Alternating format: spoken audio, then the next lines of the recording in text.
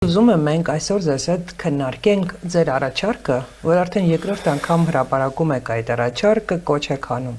միանալ ձեր առաջարկին, բայց կարծես թե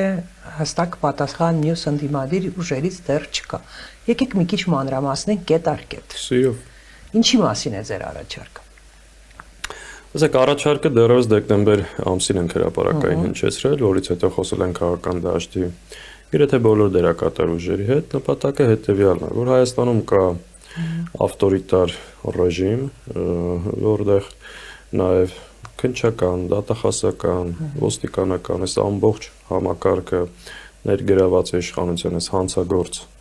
քայլերի եւ գործողությունների մեջ եւ ամեն ինչ անում են քաղաքական ուժերի գործունեությունը սահմանափակելու, քաղաքական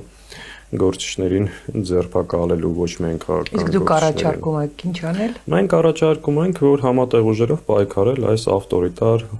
ռեպրեսիվ ռեժիմի դեմ, որովհետև մեկ ուժ միայնակ առանձին Ինչ է նշանակում համատեղ ուժերով պայքարել։ Մշակել քայլերի եւ գործողությունների ծրագիր, առնվազն այդ հարցերում քաղաքբանտարկյալների ազատություն, ընտրությունների օրինականության հսկողություն։